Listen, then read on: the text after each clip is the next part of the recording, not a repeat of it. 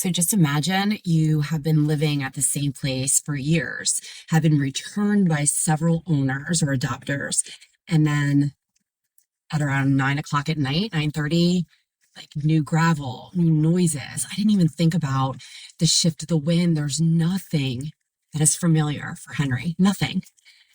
And he rolled up to this 50-acre property that has 26 stalls, 3 different barns, horses that are so used to living here, and we were in for a real treat. So this is where Henry's journey began to Howie's horses. On an October night, this is where Henry found his soft landing. So we're talking about his trailer Turnout.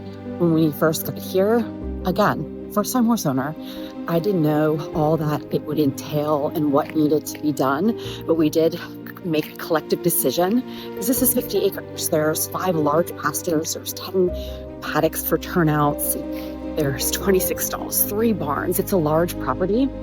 So we did on night 1, this is where we decided this is where we thought would be best for Henry to stay and get acclimated to the smells, the sounds, and be like the most calm instead of turning him out in the dark. So he was in a stall.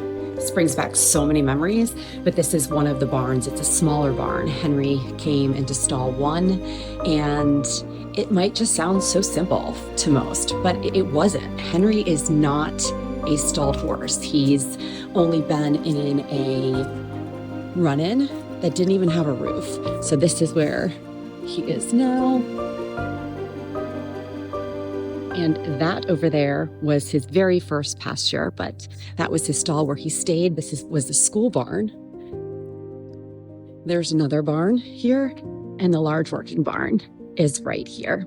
So welcome to Howie's Horses and Henry's very first night at the barn. So this is the pasture, the turnout that we brought Henry when he first came in. Now we have Bunny and Haven here. And I'll introduce you to Ragnar in a minute.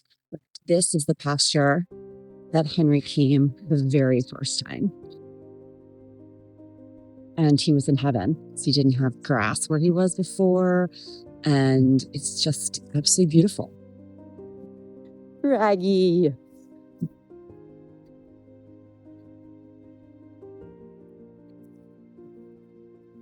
Bud.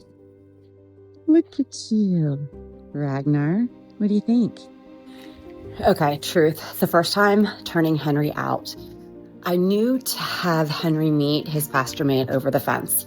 And we did do that, and that definitely helped. But I didn't pay attention to the pasture he was going into and looking at just the layout of the land. And I didn't give Henry at the time, and it worked out fine, but my confession is I didn't give Henry the time to smell all the smells and look to see where the water is, where the exit is, and just really for him to feel safe. But since Henry, although a thoroughbred, and he does get a little spooked sometimes, he is kind of chill, and he's usually the lieutenant.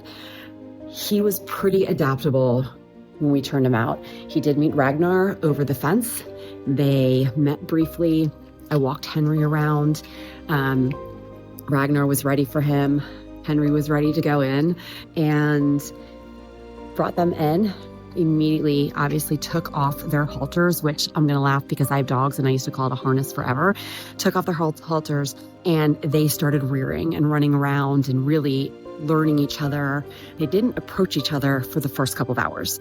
And we were looking just for signs. Now I know those signs really are they going near each other, ears pinning back?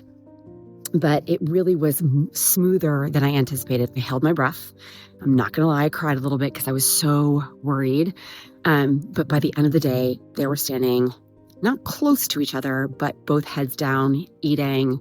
And over the first week, I could tell it was going to work out. Like we would see them, they would approach to drink water at the trough at the same time. And they were getting closer and closer. And it was just things that I wish I would have paid attention to The nice thing is that it was just Ragnar, the 8-year-old, that was in the pasture. But pay attention, try to get them in the largest turnout when you're introducing. Maybe have them in a separate pasture if it's the opportunities there, so they're looking at each other for a while first, and then bring them in. Introducing them is a big deal, because you want to make sure that, one, they're not going to hurt themselves, hurt each other, and it's an emotional thing for a horse owner, letting your horse or kid go free, not knowing what they could do. They're prey animals. They spook, they scare. So really, trailer turnout was successful for Henry and I. I will definitely put different things into place the next time, but I hope this helps some of my confessions. Remember, I am a sensitive horse owner, and so I know my nerves were high, and that affects Henry, but I'm learning to breathe, take deep breaths, and fall in love with being a horse owner more and more each day.